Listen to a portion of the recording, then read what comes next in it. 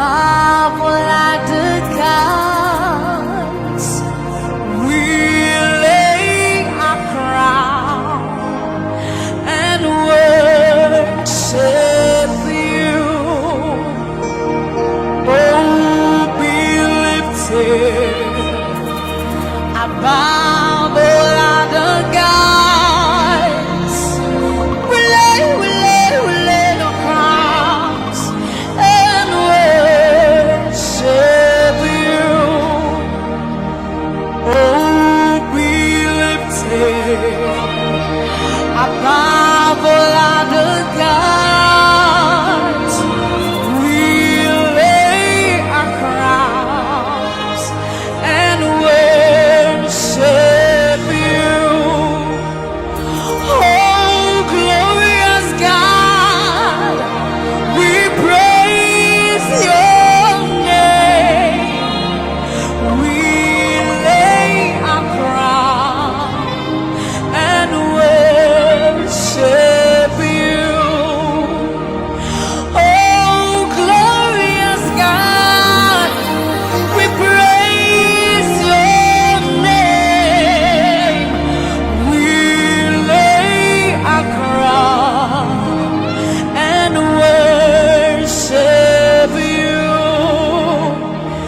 Oh, be lifted above all other gods. We lay our crowns and worship you. Oh, be lifted above all other gods, Jesus. We lay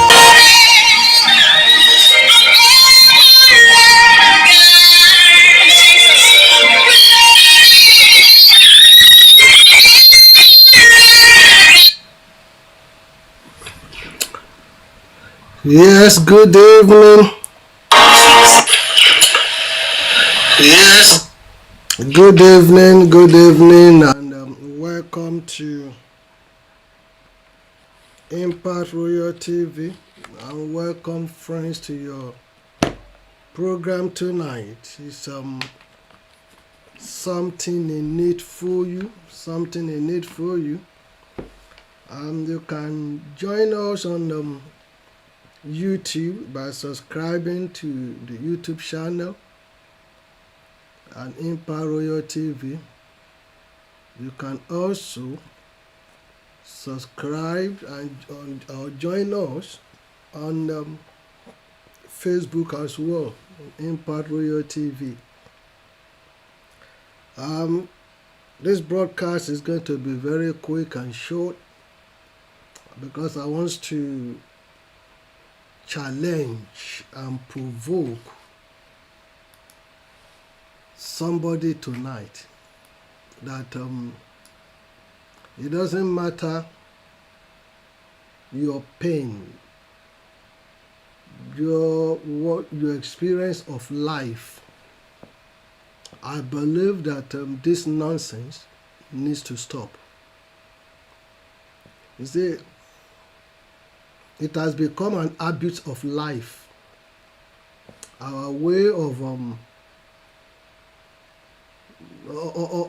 doing things, that the moment you are angry or you're disappointed or certain thing doesn't work the way you plan it, then you really care less if it got damaged, if it got totally destroyed.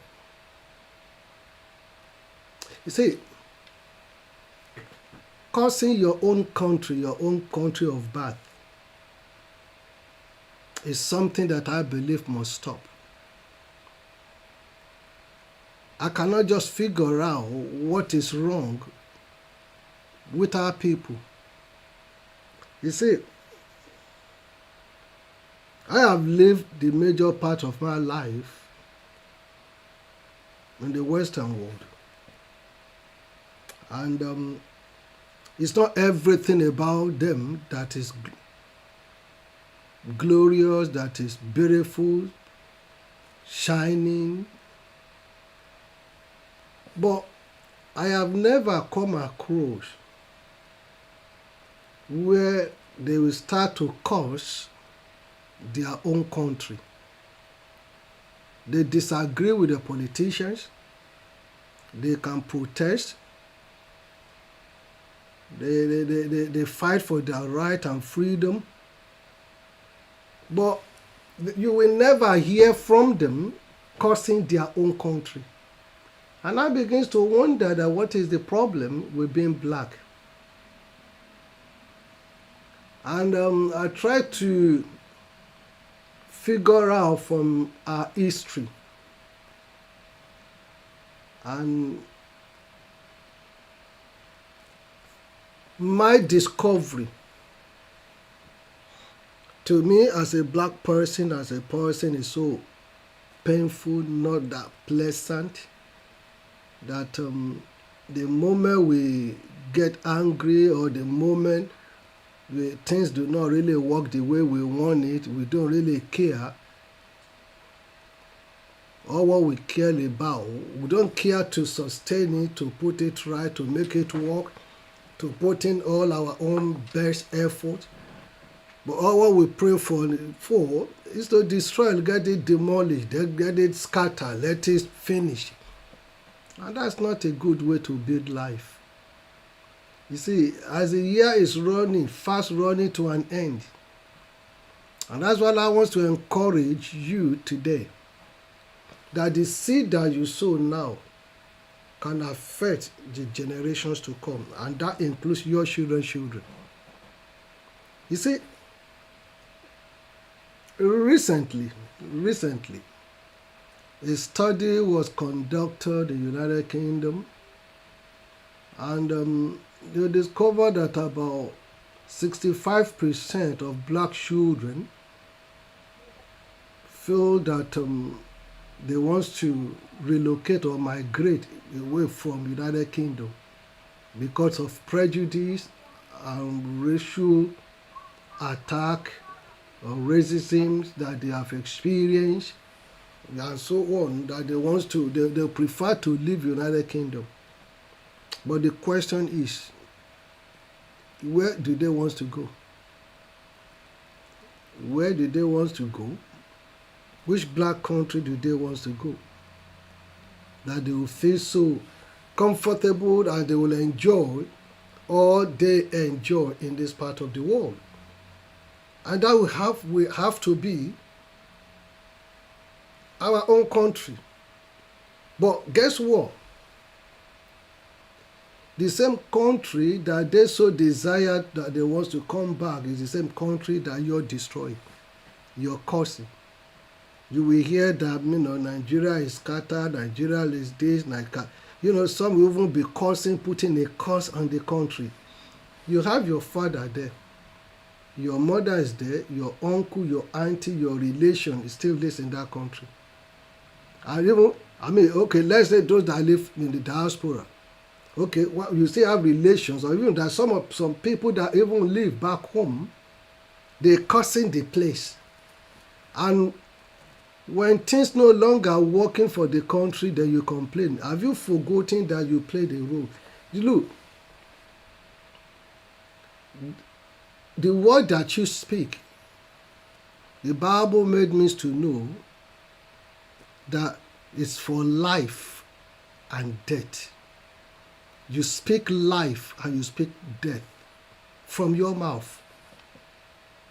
So, if all what you, because of the economy is bad, but that is a global problem, if you must know. It is a global problem. Things is not working, there's, security issues. Yeah, it is everywhere in the world, but one is worse than the other. As a matter of fact, the number of people killed through gun crime in the United States right now is alarming. It already runs into thousands. Already killed this year alone runs into thousands. But you will not see them cursing their country. They disagree. They are entitled to be angry with their politicians, protesting, voting them out, voting against them. But This nonsense of cursing your country needs to stop. It is never an act of patriotism. It is not. It is never, never. Because when you cursing your country, you're cursing not just you, you're cursing the generation after. You're putting a curse on everyone, every seed that come out of that place. No nation gets better. No community, no family does greater things. When you start to pour curse upon them all the time, all the time, all the time. Now the question is this: will you be happy if someone start to curse you every day, every morning, every hour, with the way you're cursing the country? You see, if yes, I understand unemployment, I understand the social injustice, I understand difficulties, things are not really working, things are terribly bad. Yes, I do understand that. But is it by cursing more, putting more curse, that will put it right? How come in this part of the world they don't curse, but they fight for social justice? They vote rightly. They defend their vote. And when the government is not doing well, they will vote that government out. But you will never hear them putting a curse, putting a curse, putting a curse, putting a curse. So what is the matter with us? When will this nonsense stop? You see, I'm quite aware that life is more complex, more stressful, and more demanding. That we face challenges and problems in our personal lives, in our business, in our community, including the nations. But whether you like it or not, there are 3 institutions that rule the world: the political class, the economic class, and the religious class. Those are the 3 institutions that rule the world. Your hatred of the church, of the religious people, can never make a difference. You see, one of the things that you hear people is that, what about China? They do not have religion. They do not have the. Who told you? The name of their religion is Shintoism. That's what they worship. They have their own religion. So, when you have limited knowledge about a certain place, then you start to blame. Do you want to say that those nations too, they do not have their own problems? You and I can go on the social media, we can talk, we can yap, we can say all sorts of things, freedom of speech. And those things are not available in those countries that you're talking about. Some of us sit down in this part of the world where we have, your right guaranteed. You can do, you can say, you can talk, but in countries where those rights are, were taken away from them, they were not available. They can't say whatever they want to say. But still, you will not hear them cursing their own country. So when will this nonsense stop? When will it stop? We all have a role to play. You have a role to play. You do not have to be a politician before you play a role. You do not have to be, a multi-billionaire before you play a role. Somebody do not need to die before we now respond to their need. Before we now begin to show empathy. No. Well, I don't even know if that is empathy, to be honest.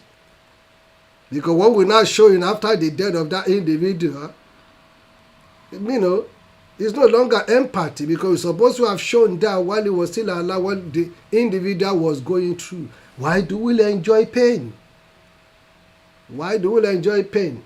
Why cursing your own country? Why cursing your own country?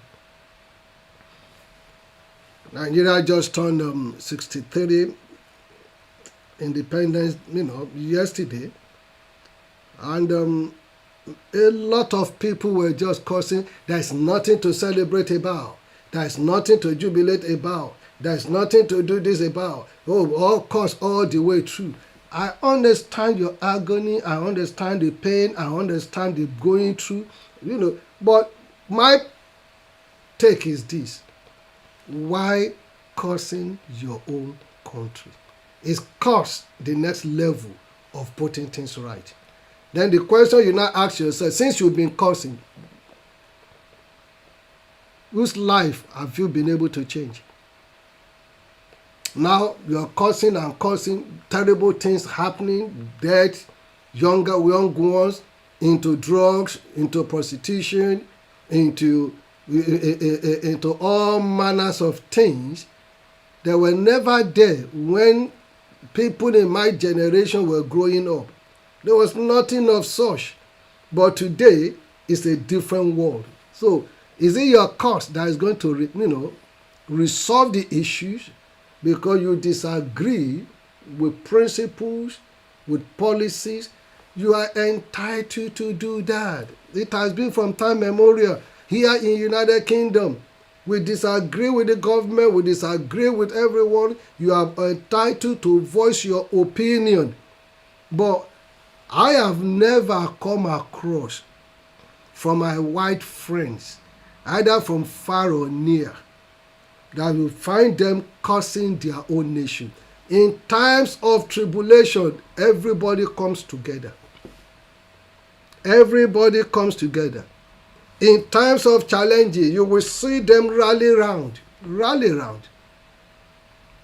You can see during the pandemic, will give you a very good idea about who they are, how much they love their country, how much they care about their country. And it is not that their country is perfect. You have many people that are homeless. You have millions of people that are jobless. You have people that struggle to pay their bills. You have people that whose mortgage is going out of, it's just skyrocketing. That it becomes a serious challenge to even have 3 square meals. And you find people going to food bank to look for food in order to be able to feed their family. But still, you will not find them cursing, saying this country needs to die, this country needs to collapse, this country needs to do this country needs to do that. Neither will you see them inviting the military to come and take over. What is our problem? Why can't we get our priorities right? So, I want to say to someone today, let this nonsense of cursing your nation stop. You're cursing the entire nation, children unborn too. Because that's what is called a generational curse. That's also what is called a territorial curse. So, you see, when you put in all this curse on children to come, and they now start to behave in that context, then you start begins to wonder, how did we get it wrong? How did we get it wrong? What have we done wrong? You see, if you want to achieve your highest aspirations and overcome your greatest challenge or challenges, one of the things I have come to understand in life is this: in your pain, seek God, and the Lord will give you wisdom and understanding and strength how to pilot through the difficult moment. So, either from the biblical perspective or from the Quranic perspective or from African traditional religion perspective, you see, you don't see good people that love their community cursing them. In fact, they will protect their community. That's how they become heroes. That's why the community celebrate them. Because they protect, they guide their community against all manners of evil, but you don't begin to curse your own country. You don't begin to curse your own country. I've seen a situation, because of politics, disagreement, and all that, you tore your passport into pieces, you cut it into pieces. What kind of anger? What kind of anger? But that's not my major issue today. My major issue today is this nonsense of putting a curse on our country, on your country, must stop. We want to be like Oyinbo, the white people, then emulate their style. They disagree, they protest, they vote out, they fight for their right. But they will never curse. They will never curse their country. They will never destroy their country. And they will never pull down their country in the presence of others. They will never do. They will never do.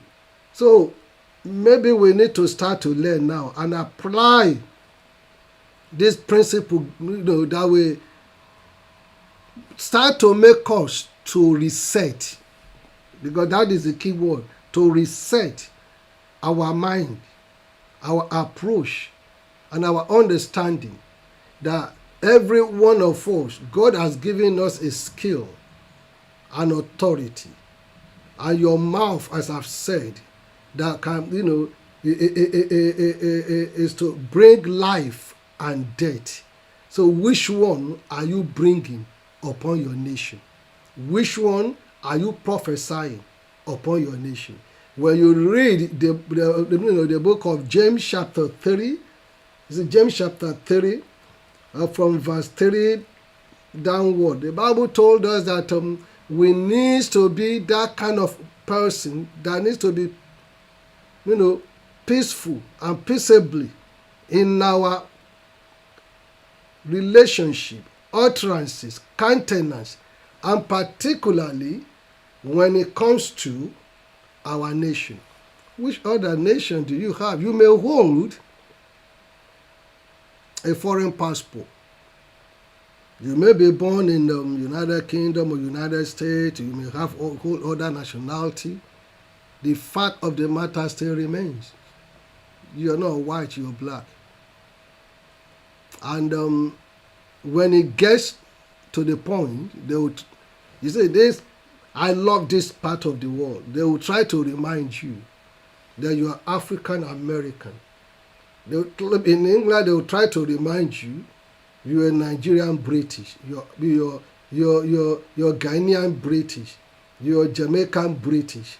So, in other words, they try to tell you that you're black. That's who you are. That's who you are. And so when the young people, about 65 of them, 65% of this, said that they would love to relocate. My question, that's what prompted me to do this broadcast. Where are they relocating to? Which country?